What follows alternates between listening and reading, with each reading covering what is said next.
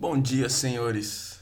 Então, a gente vai resolver dois exemplos da aula no caso, a aula de amanhã, que eu estou fazendo aqui no domingo.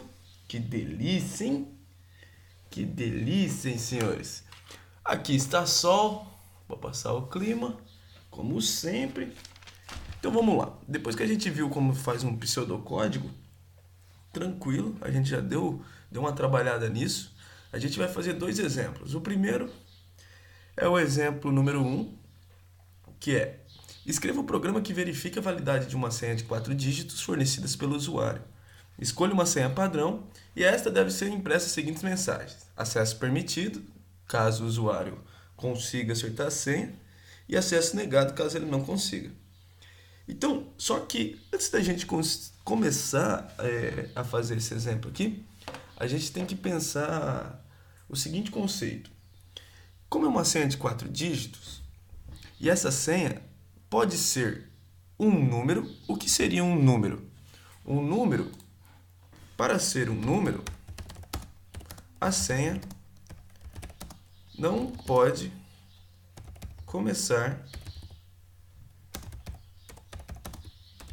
com zero. Então, um número, a senha não pode começar com zero. Agora, se ela for uma string,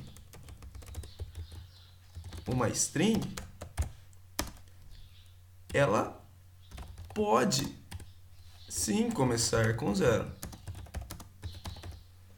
Então, o que a gente vai fazer? A gente vai fazer para esse mesmo exemplo, a gente vai fazer dois algoritmos distintos, levando em consideração, primeiro, que ela é um número, ou seja, ela não começa com zero, e depois levando em consideração que ela é uma string. Então, deixa eu apagar aqui para a gente começar o problema. Mais uma vez, lembrando, é uma senha de 4 dígitos. Então vamos lá. O primeiro passo é iniciar o programa. Então, iniciar o programa, certo? E para a gente iniciar o programa, a gente já viu na sala, a gente começa com algoritmo,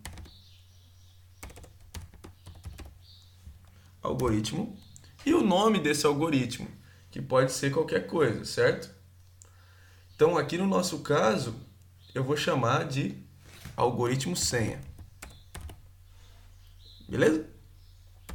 Então, somente vou dar uma tabulação para a gente começar. A primeira coisa a se fazer no algoritmo, como a gente viu em sala, é a declaração das variáveis. Essa senha é uma senha de 4 dígitos e a gente sabe que não precisa ser 4 dígitos do tipo float ou do tipo número real, certo? Então eu vou declarar uma variável do tipo inteiro que eu vou chamar de senha. Essa senha é a nossa senha conhecida que eu vou fixar no meu programa. E essa senha meu usuário não pode ter contato, então eu já vou fornecer um valor que eu queira para ela, certo? Então, que é uma senha padrão. E agora eu vou criar uma variável s, que também é minha senha. Só que essa variável s aqui vai ser minha senha fornecida pelo usuário, certo? Vou fazer um comentário. S é a senha fornecida pelo usuário. Beleza? Então, fiz aqui um comentário no meu problema. Então, a primeira coisa que a gente tem que ver é escrever uma mensagem para o meu usuário, o que ele tem que fazer. Então, eu vou escrever e o comando que o meu usuário tem que fazer: digite a senha. Certo? Veja bem, eu não estou pedindo para ele digitar uma senha de 4 dígitos, certo? Isso aqui eu vou forçar a ser uma senha de 4 dígitos, que esse é o objetivo do meu programa. E para isso eu vou usar a estrutura condicional, ou a estrutura C, que a gente conhece, certo? Então, após escrever, a gente tem que ler essa variável, tem que atribuir ela alguma coisa. Então, a gente vai fazer a função leia, então a gente vai ler s, que S que é fornecida pelo usuário. E aqui, o próximo passo, então, é verificar se esse número tem 4 dígitos, certo? Então, primeiramente, temos que verificar se o número tem 4 dígitos. Beleza? Gente, somente vou fazer uma pausa. Aqui, ó, um número, para ele ter 4 dígitos. Pensa comigo. Quais são os números que você conhece que tem 4 dígitos? É um número que vai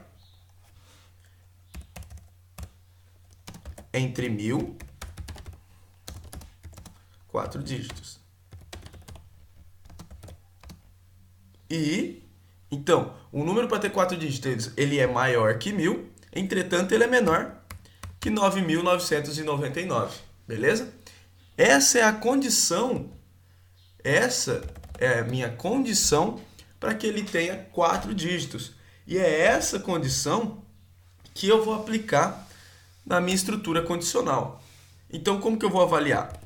Se vou aplicar minha condição, certo? Vou abrir parênteses somente para ficar melhor representado. Se a senha fornecida pelo usuário S é maior que 1000. E agora, lembra das nossas variáveis tipo conjunção? Que a gente vai ter que fazer a conjunção de mais uma condição, ou seja, a minha estrutura condicional vai ter que atender duas condições. Ela seja maior que 1000 e também seja menor que 9.999. Beleza? Então, E, S menor que 9.999. Beleza? Entretanto, esses aqui também podem ser iguais. Então, pode ser maior ou igual que 1000 e menor ou igual que 9.999. E para isso a gente vai fazer. Então, se a variável é maior ou igual a 1000 e a variável é menor que 999, ela é um número de 4 dígitos. Beleza. Esse aqui é o nosso primeiro padrão, certo? Se não, vou deixar aqui um espaço. A gente vai escrever aqui, ó, bloco de comandos. Estou fazendo isso, gente, porque eu estou fazendo no computador, então eu consigo editar facilmente bloco de comandos. Então, primeira coisa, vamos pensar. Se ela não for um número de 4 dígitos, o que eu já tenho que fornecer para o usuário? Então, se essa condição não for aceita, ou seja, a condição dela não ter 4 dígitos, eu já tenho que escrever qual mensagem para o usuário? Acesso negado, certo? Por quê? Porque a senha fornecida foi errada. Então, eu vou escrever acesso negado. Beleza? Só que, e se ela for uma senha de 4 dígitos? Aí sim, vou ter que avaliar se ela é igual à nossa senha padrão ou não. Então, deixa eu editar aqui o bloco de comandos. Vou dar um espaço aqui somente para abrir a mente. E agora eu tenho que fazer outra avaliação. Se a senha fornecida pelo meu usuário é igual à senha padrão, eu tenho que escrever acesso permitido. Então, se S igual a condição de atribuição lógica, como a gente viu, é igual a senha, então, certo?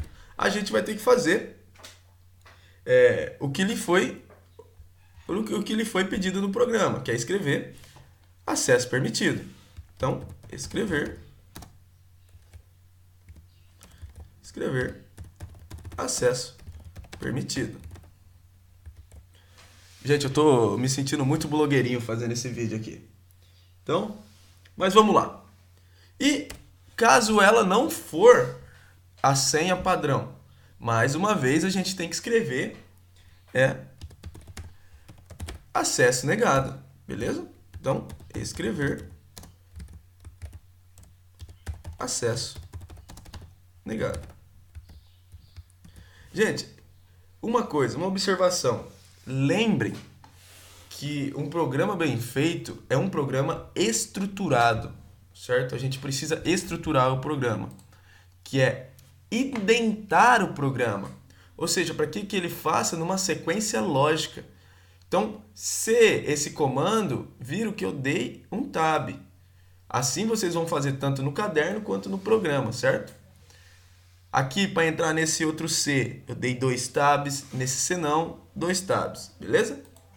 Então, cumprindo a função desse C aqui dentro, o que eu tenho que fazer?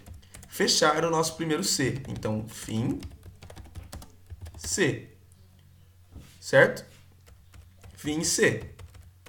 Então, se essa condição aqui foi aceita, beleza, ele entra e sai do programa, faz o que tem que fazer aqui dentro e sai do programa.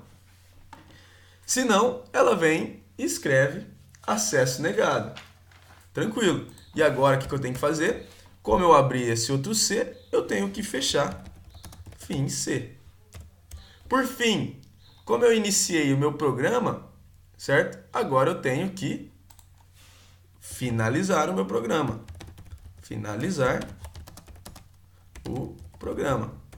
Para isso, eu coloco fim algoritmo.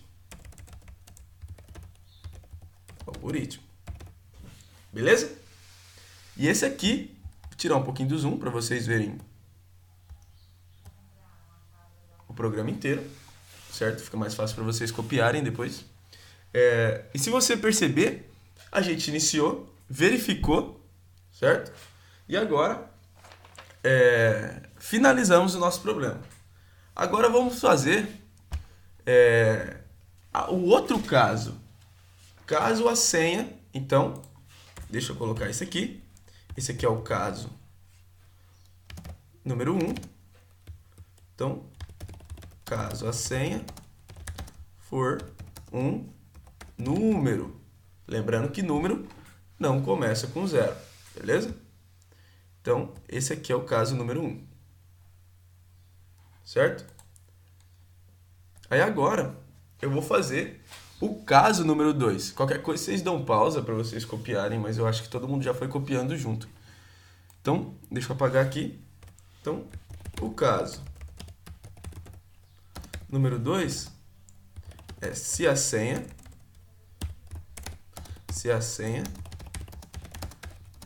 for uma string, certo? Tranquilo. Só que, antes da gente falar de strings, de falar que a senha é um string, a gente tem que falar um pouquinho sobre string. Lembrando que acredito que eu vou falar isso tudo em aula, só que caso não dê tempo, eu quero comentar aqui agora.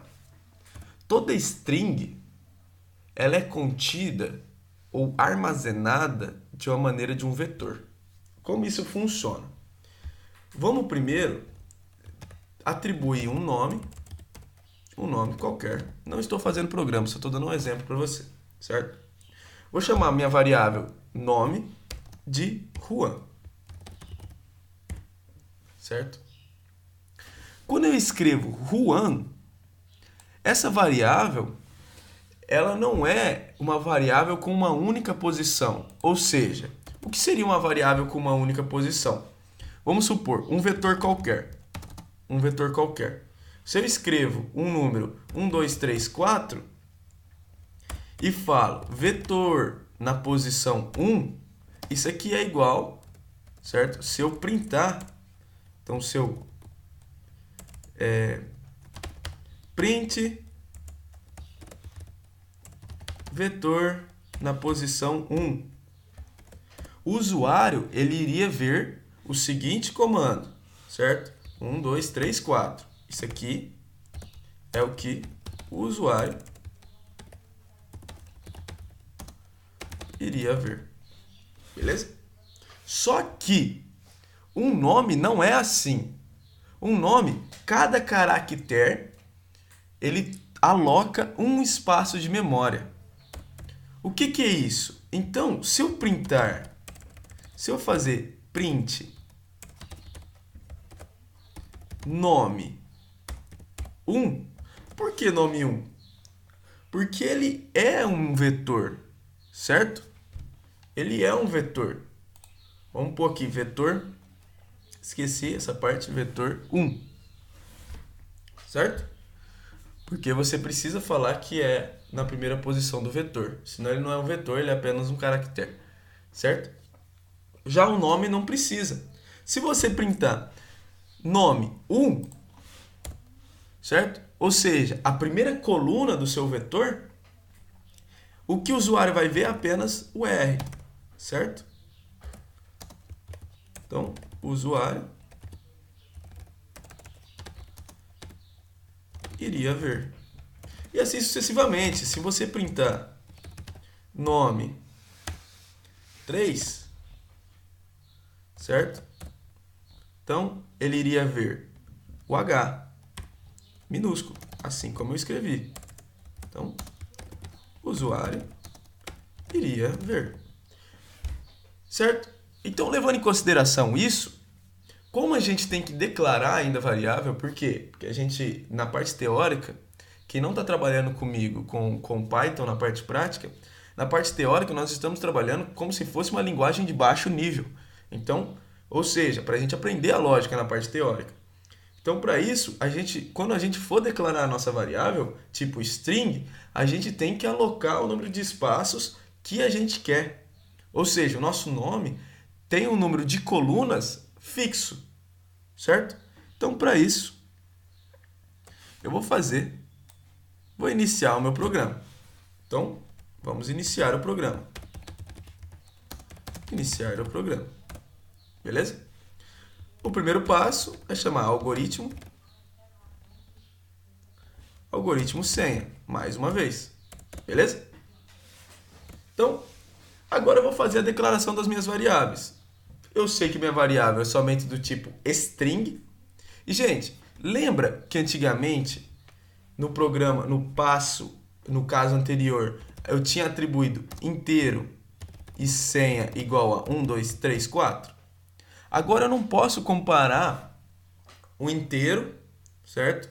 Com o tipo string, certo? Comparações, então, fazer uma observação aqui. Ops. Hashtag aqui. Ops. Comparações somente podem ser feitas para variáveis do mesmo tipo. Então, deixa eu escrever mesmo tipo grande. Mesmo tipo. Beleza?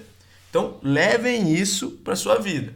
Então, na hora que eu for criar nossas variáveis tipo string, a gente vai fazer o quê? Então, minha senha é uma variável do tipo string, ou seja, a minha variável tem que ter o apóstrofe. Então, senha string.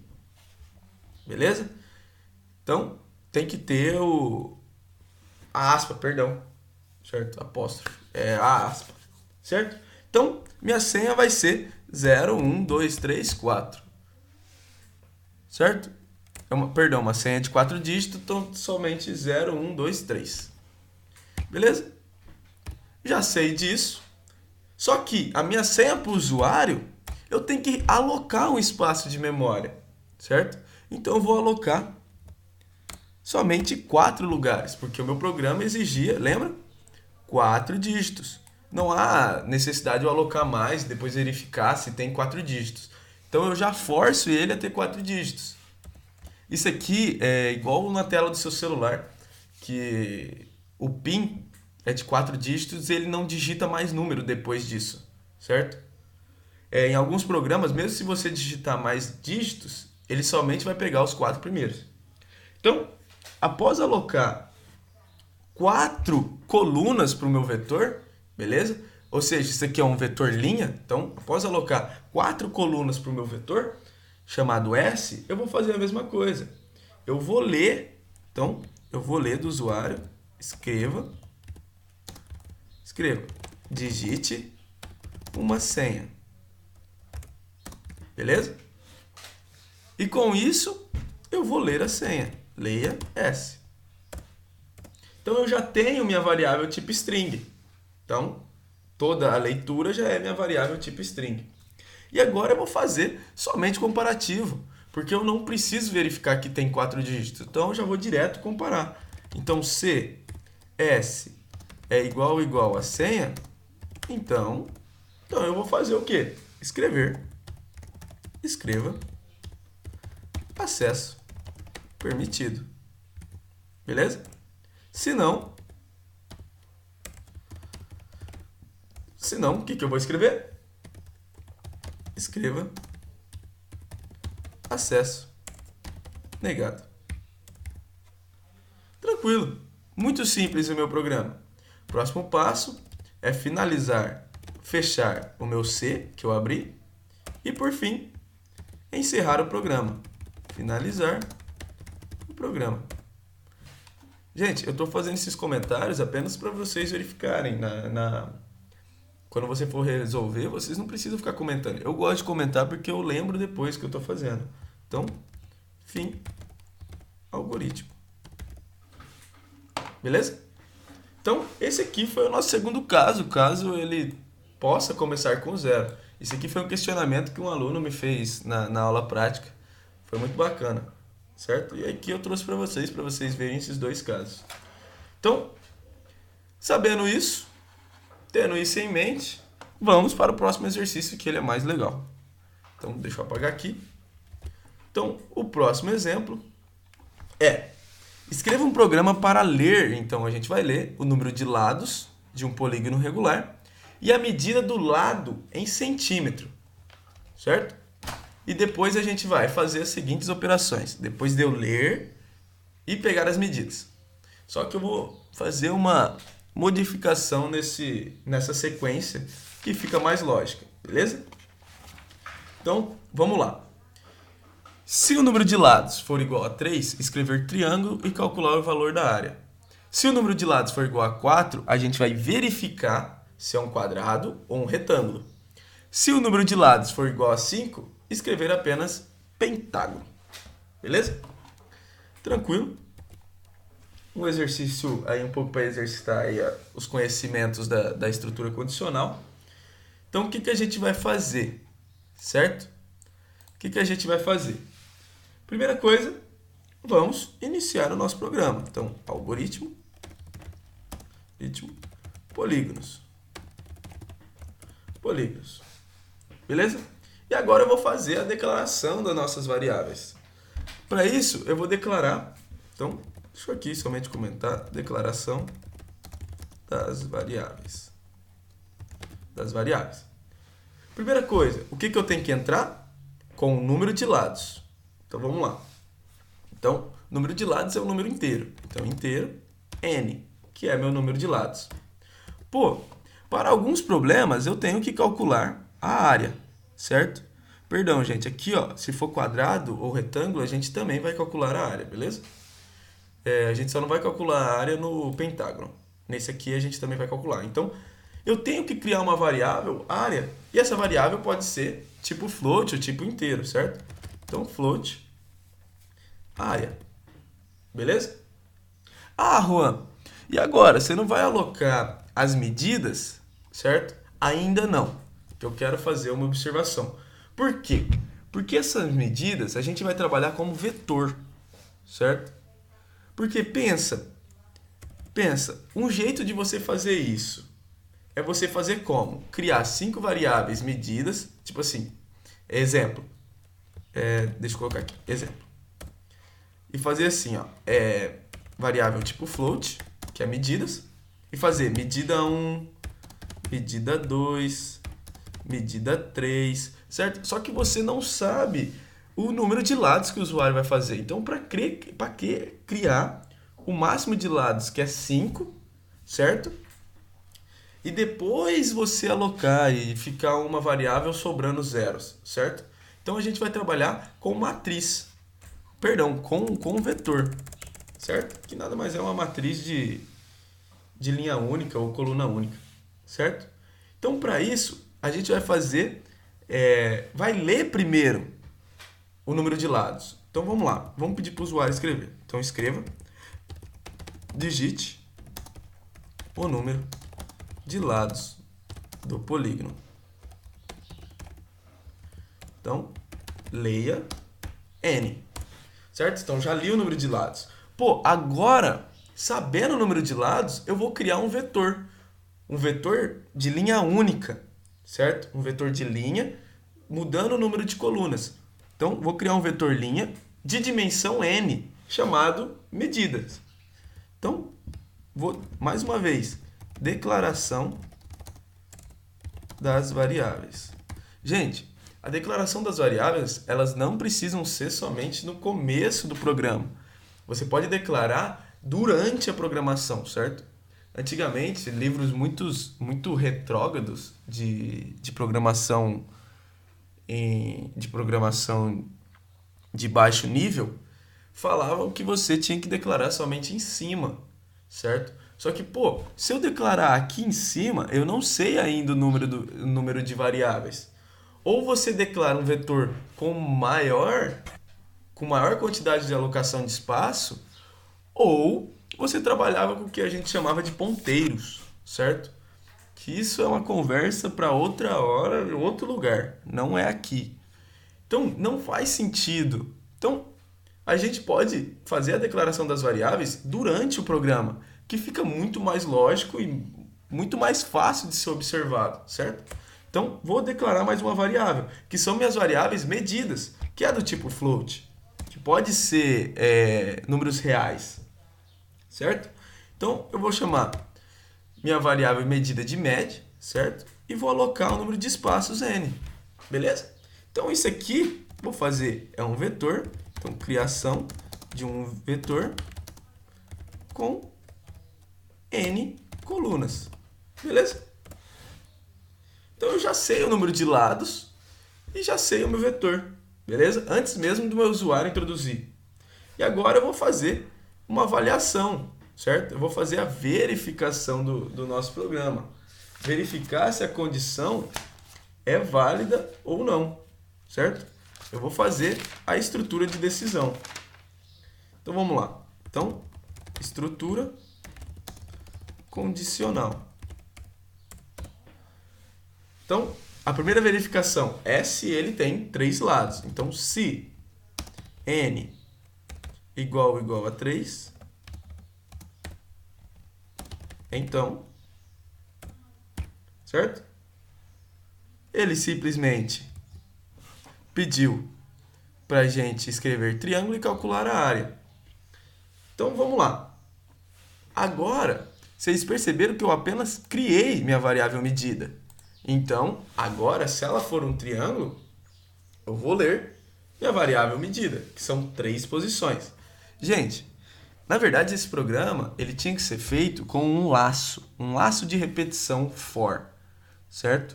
Que ficaria muito mais lógico. Só que como a gente ainda não sabe o for ou para, a gente vai fazer aqui dentro, certo? Da condicional, porque aqui a gente força o número de medidas, certo? Então, escreva,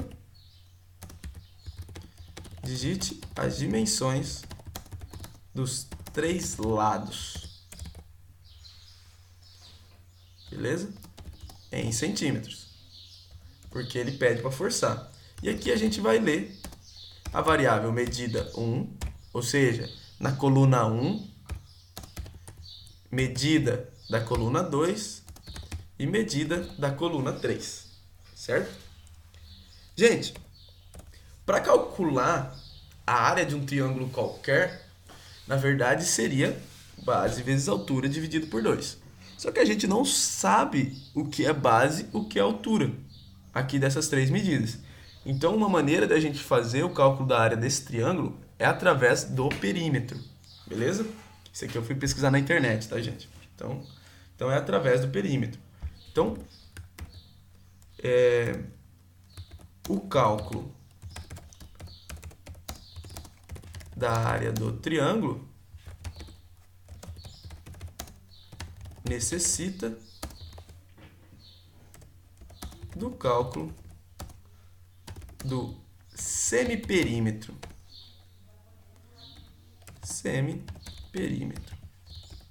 Certo? E para isso, como eu vou criar uma variável chamada perímetro, eu tenho que declarar ela de novo. Então, a variável é do tipo float, eu vou chamar de p, que é perímetro. Então, minha variável do tipo p... Gente, e vocês viram como fica mais lógico declarar próximo à sua variável?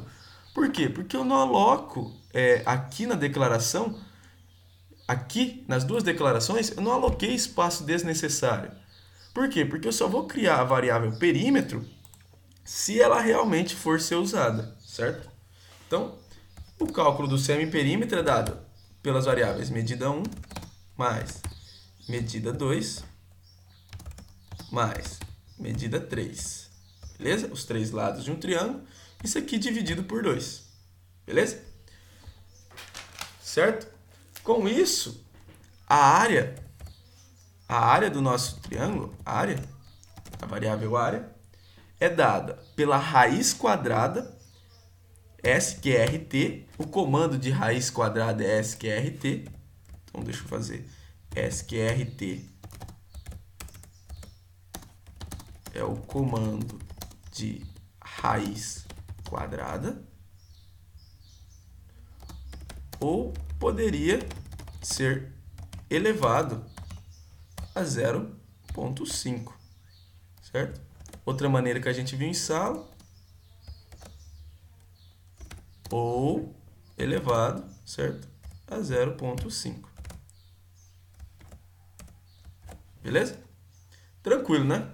Então, aqui, sqrt, que é a raiz quadrada, de perímetro vezes perímetro menos medida 1, vezes perímetro menos medida 2, vezes perímetro menos medida 3. Beleza? Então, lembrando que eu tenho que fechar todos os parênteses, certo? Fazendo o cálculo da área, eu vou simplesmente escrever o que me foi pedido. Então, escreva, certo? Escreva. É um triângulo de área, certo? Como é do tipo float, vou colocar a porcentagem f, certo? E fazer a atribuição da variável área.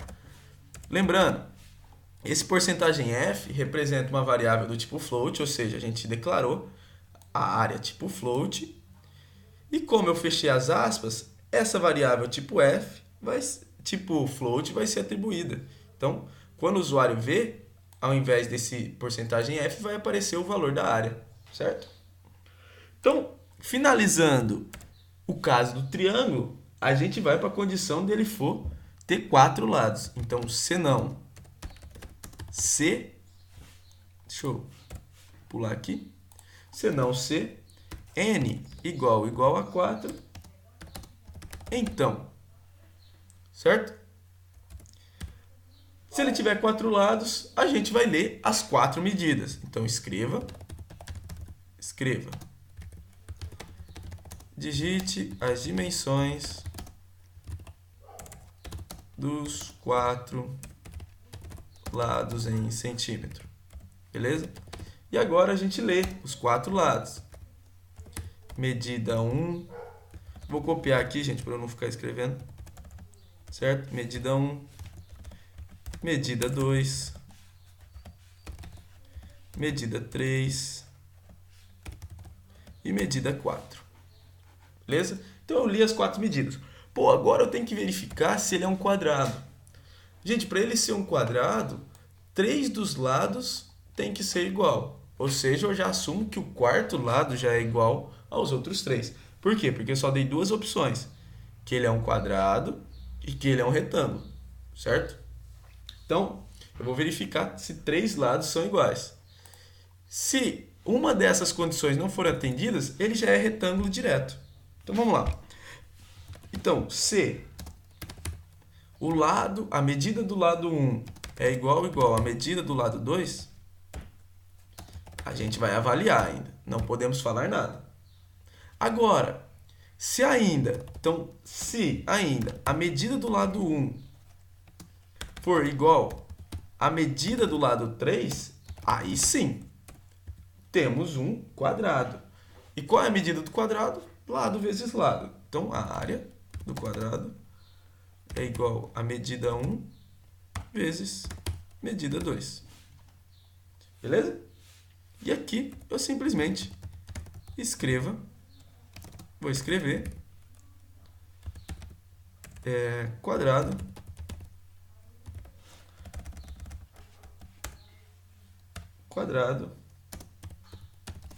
de área. Mais uma vez, minha área é um número real. Então, de área chamado área. Só que, se mesmo o meu primeiro lado sendo meu segundo lado, sendo igual ao meu segundo lado, ele ainda pode ser um retângulo, certo? Ou seja, dois lados iguais, que é a definição de retângulo. Só que, se o terceiro lado não for igual, isso aqui já é um triângulo de natureza. Então, se não, ele já é um triângulo.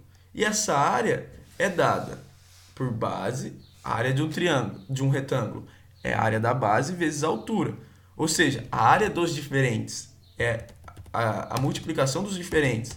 Então, isso aqui é a medida 1 vezes a medida 3. Por que não a medida 2? Porque a medida 2 é igual à medida 1. E aí não vai ser a área do triângulo, beleza? Do retângulo analisado. Então tem que ser a medida dos diferentes. Aqui também poderia ser 4, né? Porque pela lógica, a medida 3 é igual à medida 4, sendo que a medida 1 é igual à medida 2, beleza? Então, assim a gente vai escrever. Escreva retângulo. Escreva retângulo de área, porcentagem F, beleza? E área.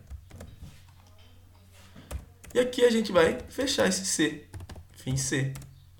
E, pô, se já na primeira avaliação os lados forem diferentes, ou seja, ele já não é um quadrado. Então, se não, para esse C aqui, ó, para a condição do lado 1 ser diferente do lado 2, ele já é um retângulo. Então, a área é dada pela medida do lado 1 vezes a medida do lado 2.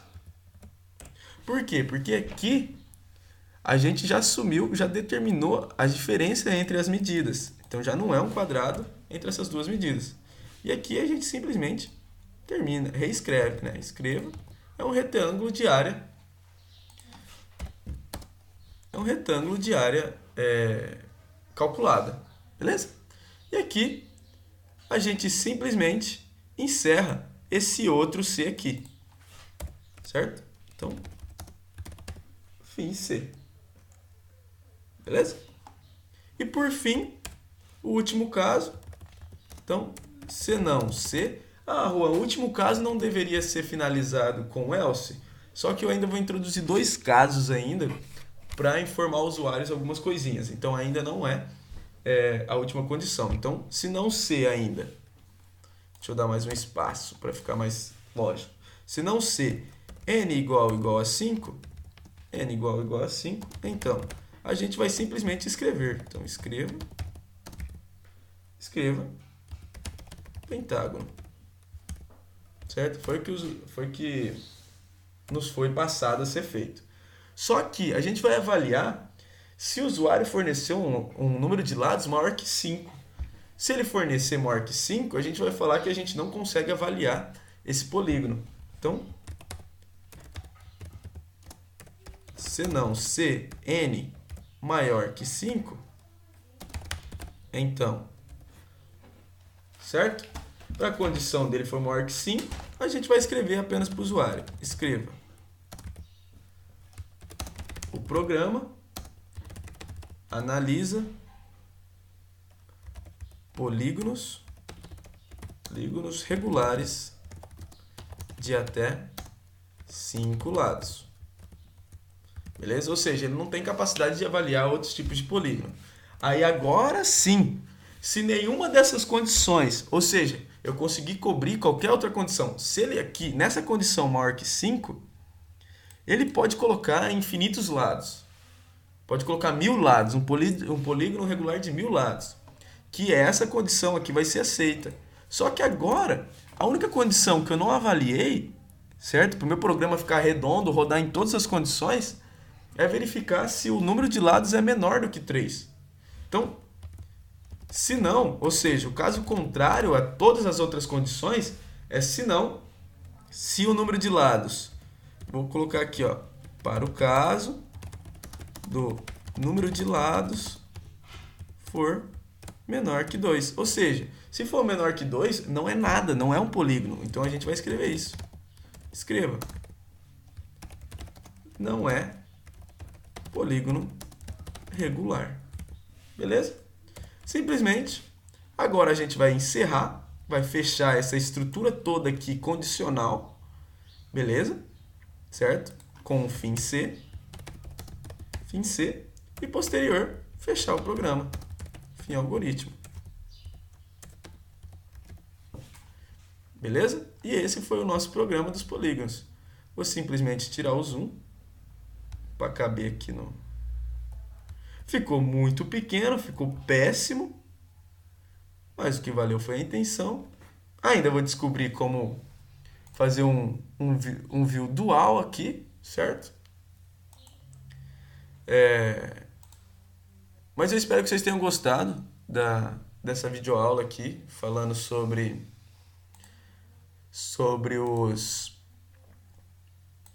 as estruturas condicionais. Aqui eu estou mostrando um pouquinho dos tabs que eu trabalhei no programa. Ou seja, é muito importante você trabalhar com uma programação estruturada e indentada, certo? Essas setinhas aqui apresentam o tab. Então, galera, se curtiu, como eu estou blogueirinho, dá um like no canal, certo? Siga. Mentira, não tem canal nenhum, é só para vocês, isso aqui mesmo. Então é nóis. Qualquer dúvida, estou à disposição. Lembrando, só chamar no meu e-mail, Hangout, onde vocês quiserem. Tchau, tchau, gente. Muito obrigado. Espero que vocês tenham gostado.